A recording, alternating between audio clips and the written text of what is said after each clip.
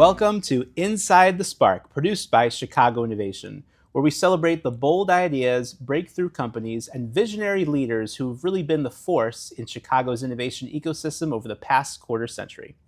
I'm your host, Luke Tannen, President and CEO of Chicago Innovation, which educates, connects, and celebrates innovators across the expanding Chicago innovation ecosystem. And in each episode, we'll be sitting down with some of Chicago's most iconic Chicago Innovation Award winners, and we'll be going beyond the headlines into the real stories behind their successes, the risks they took, the setbacks they faced, and the lessons that you're not going to find in any textbook. And let me tell you, this is an impressive bunch. Of the past 442 Chicago Innovation Award winners, 98% are still in business, 75 have been acquired, with exit values now exceeding $158 billion, and that's billion with a B. And my guess here is 1 billion of that 158 Chicago Innovation Award winners. Whether you are building something new or just looking for a little bit of inspiration, you have come to the right place. So let's get into it. Today's guest is my pal, Kristi Ross. She is a force in Chicago's fintech scene.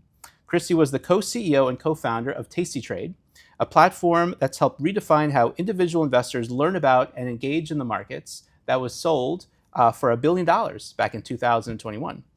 Before that, she was a key part of building Thinkorswim, which was acquired by TD Ameritrade for over $600 million. So Kristi has had not one, but two feathers in her cap as a successful entrepreneur in the fintech space. Today, Kristi spends her days in the world of coffee as the president of U3 Coffee. What I find extra fun about this conversation, Kristi, is that you have interviewed probably well over 1,000 entrepreneurs, and I've been in the interviewee role twice before. But today, you get to be in my hot seat for Inside the Spark. So welcome, Kristi. Thank you for having me. And you belong in that chair. Well, I just want to say that. Thanks for saying that. So I thought it'd be fun to start off a little bit personal. Mm-hmm. What is something that people would never guess about you? Something that they don't know? So let's see. I have a good sense of who I am, or I have over the course of my career. So when people would ask me to describe myself, I would use the word introvert. And they would tell me I'm not wrong. Buying that one, Kristi, but keep going. They would tell me I'm wrong, and I didn't like being wrong. And so I had to go and research and say, why do they keep saying this, right? So I concluded after my research that I'm actually an ambivert. An ambivert is someone who can very comfortably be in a social setting, in an extrovert's environment, and function very well and very comfortably. But they get their energy from being alone. So they recharge in solitude. So the one thing that people wouldn't guess is that I'm an introvert, or think I'm an introvert, or ambivert, better said. So now I finally have a word to describe myself, because I've always told people that I'm an introvert with extrovert qualities. There you go. So it's an ambivert. Same. Okay, I'll add it to my LinkedIn profile, ambivert. So I want to now talk about the journey that you've gone on as an entrepreneur. And I guess you've gone on multiple journeys as an entrepreneur. So using any of the examples, whether it's way back in time with Thinkorswim, or more recently in time with Tastytrade, or in the very current moment with U3 Coffee, with any of these journeys, has there ever been a moment where you thought everything might fail? And what did you do next? Yeah, I think the best example is Tastytrade, because we entered a world of media that we didn't know anything about, and we took a risk, jumped in, and we even rented an old hip hop studio where we said, this may not work. So we rented it all the way down to the dishes. And we threw a lot of spaghetti at the wall, which means we just tried a lot of different things. But I don't think there was ever really a time where we had this sense that everything was going to fail. But I think part of that comes from the focus on the overarching mission of making finance fun and actionable, and not getting caught up or too emotionally tied to the products that would solve that. So throwing all this spaghetti at the wall I feel like not being emotionally attached to the solutions helped you evaluate them better and sort of weed them out. Yeah, I love that. And kind of building on that idea, Chris, you've been on so many different journeys with your different companies. And, entrepreneurship, the word pivot comes up all the time in an entrepreneur's dictionary. And entrepreneurship is never a straight line. It's always zigzaggy. How would you know 100%. when the idea is the right one? You need to keep going. You need to double down. And how would you know when to pivot? Because you don't want to wait too long. That's a big mistake. You don't want to wrongly pivot early.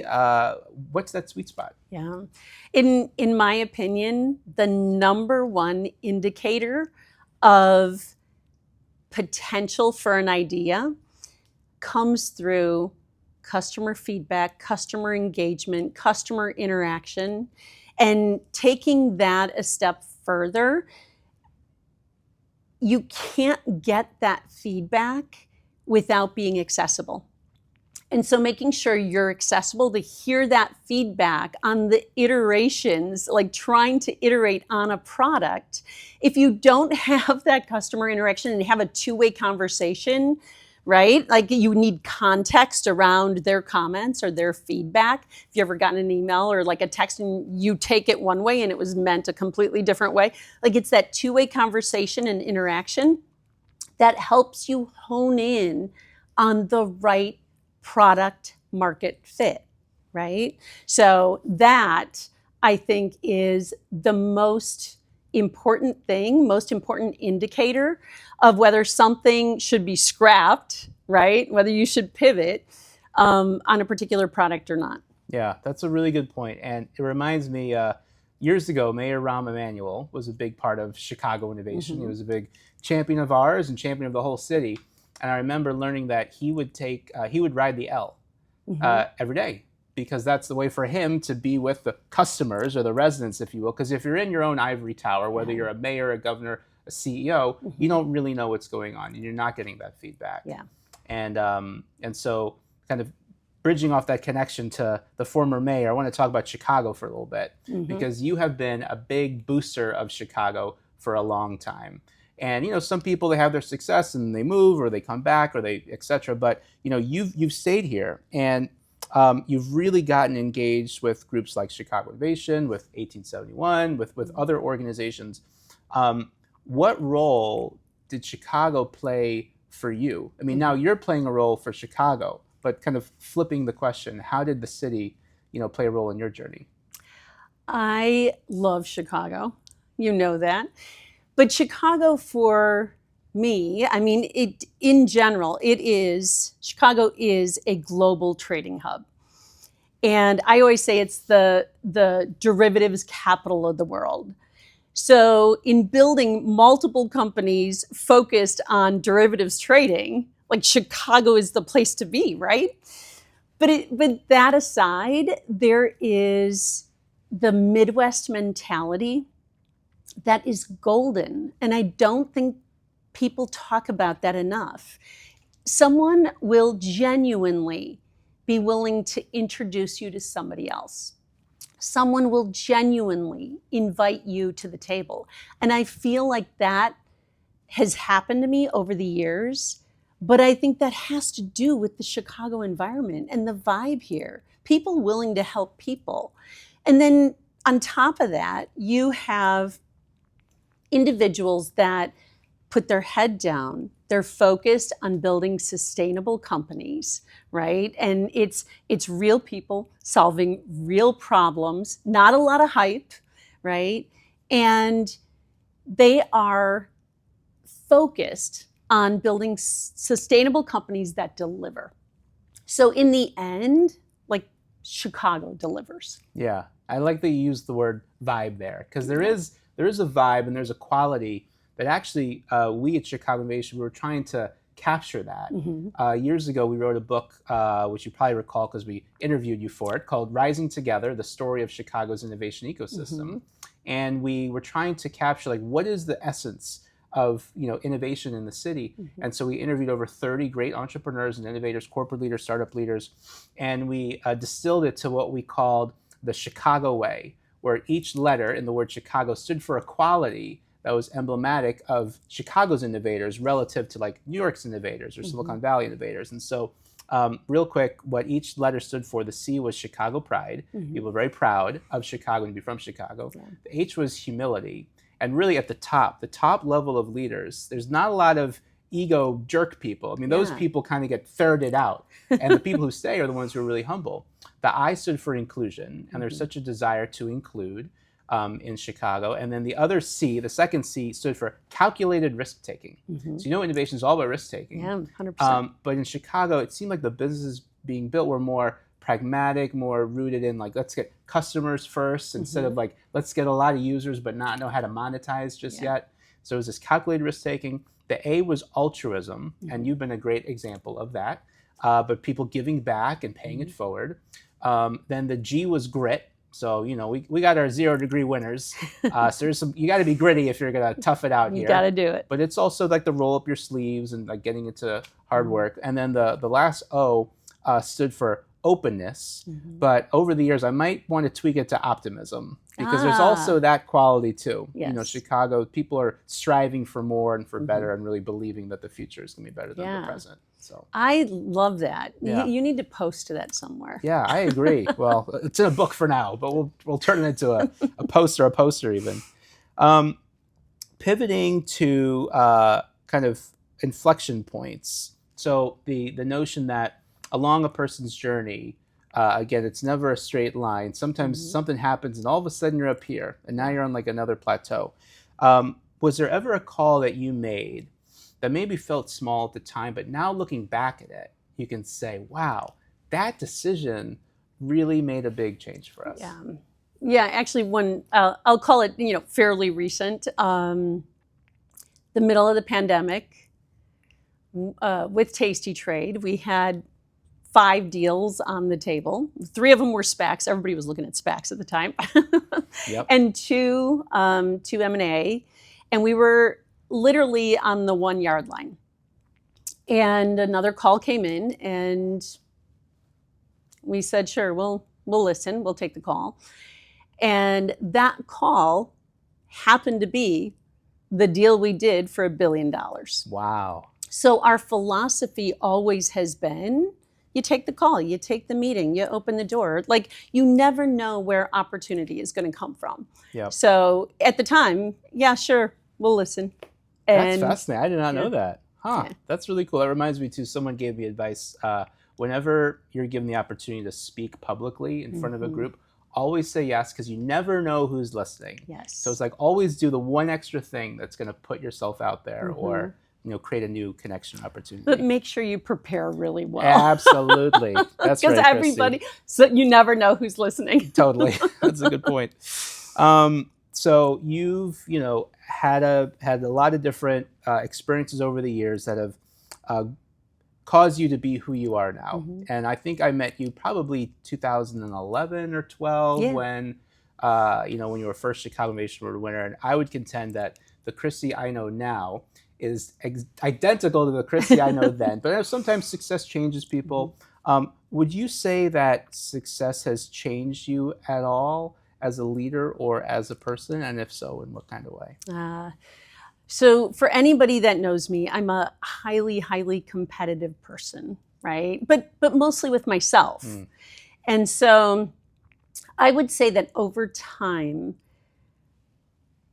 there's been a shift from what can I achieve? What can I do next? What can I do, right? What can I learn?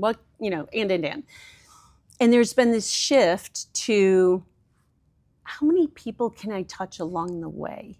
How many can I uplift? How can I change the world with every single interaction that I have? And so that mindset shift, I mean, it's a beautiful thing. And I kind of wish I would have thought of that earlier or had that aha moment. But it's really special. Yeah, I love that. There's another entrepreneur that we both know, Pete Cadens, who's also Pete. On the Chicago Innovation Board. Yes. And I once heard him talk about how what frustrates him is like the super wealthy in the world seem to compete against each other in terms of who has the higher net worth. And his call to action was, hey, everybody, let's still compete because we're all very competitive. That's how we've gotten to where we are. Yeah. But compete who can give more of their money away. And let's have that competition. I love that. Yeah. I love Pete. Yep. We'll get him in this hot seat someday too. 100%. He was a good astronaut friend Yes, to he was. perform with. Yes, that's right. So, you've learned a lot over the years, and I was wondering, what is a piece of advice that maybe today's Kristi Ross would give to 25-year-old Kristi Ross? Yeah. Okay. This one, I'm going to try to keep this one short. but You're saying there's a lot of there's tips a lot. you give. There's a lot there that you learn over the years only by experiencing it, right? But the number one piece of advice I would give the 25-year-old Kristi Ross is focusing on developing storytelling, like the importance of storytelling. And if I can, I want to kind of summarize that in 3 buckets, all interrelated. The first one is that I talk about all the time is know your narrative, know your numbers, know your industry numbers. And create a one-pager, memorize it, internalize it so you can walk into a meeting and articulate it. You can walk up on stage and articulate it, right? The numbers part was easy for me. I'm a numbers person in general. The narrative part was a little more difficult of me honing in of the important things to say, not just saying everything I knew, right? The second thing is on leadership, and great leaders are great storytellers. They make you want to jump in and be part of that mission. They want to follow someone who tells a great story, right? It makes you want to be part of that and take action, like belong and take action. And the third one is public speaking. Like you just said, public speaking, kind of like leadership, is you don't want somebody who gets up there and just says everything they know, right? Like great public speakers are great storytellers. People forget 90% of what you say in anything you do. I kind of made that percentage up, but that's what it feels like, right? Yep.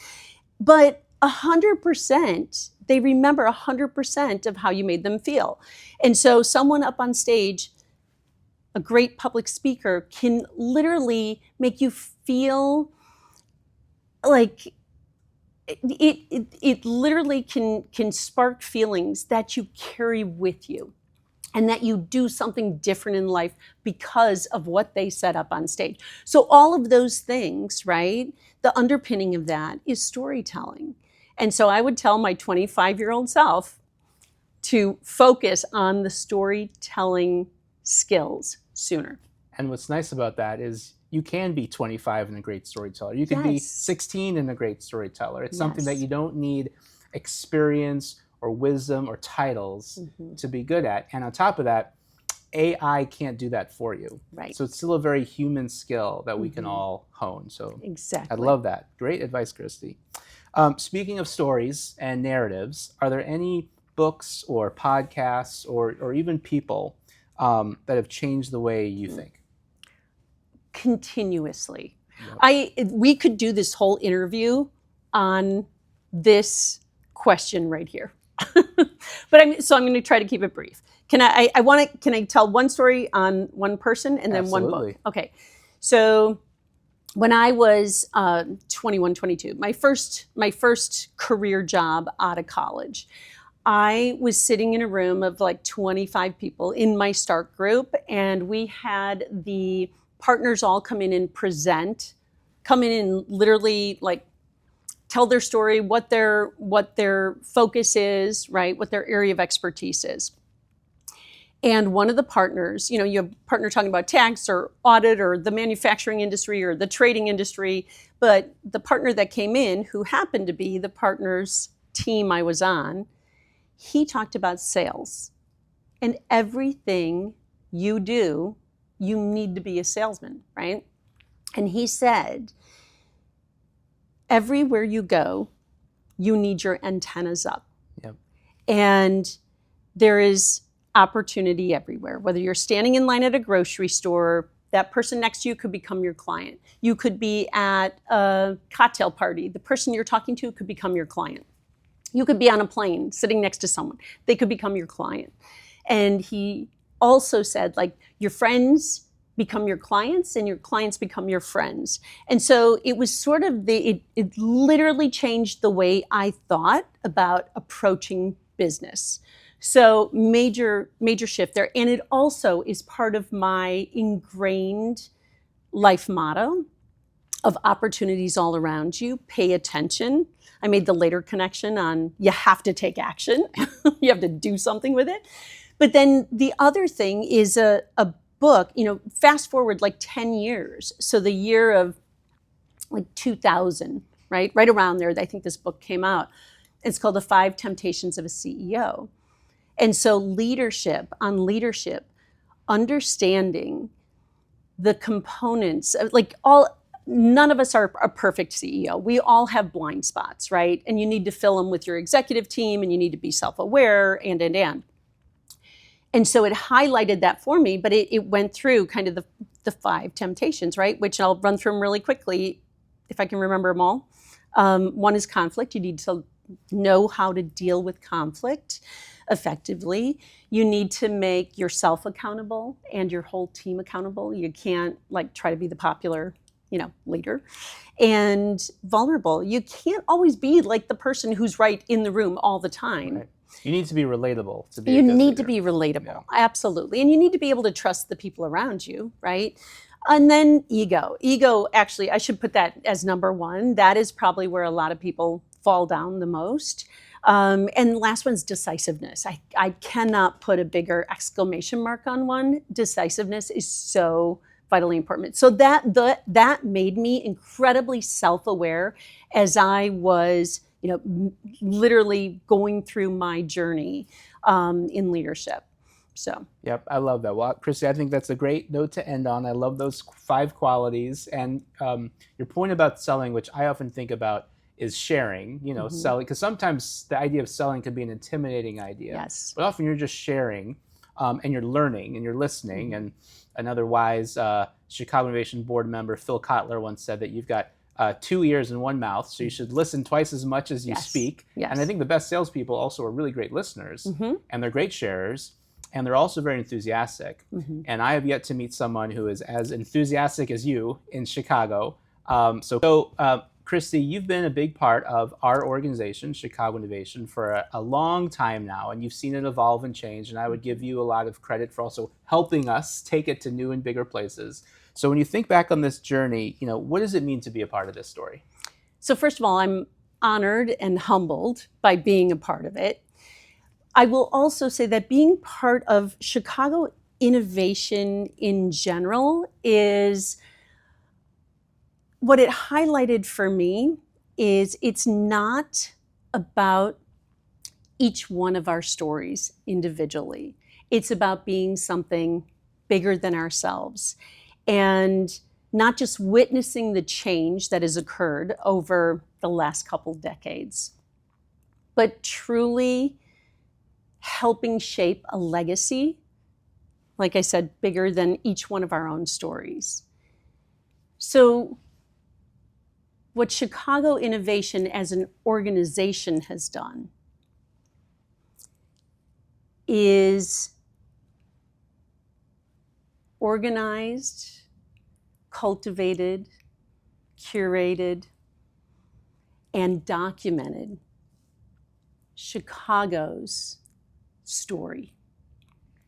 And that's incredible.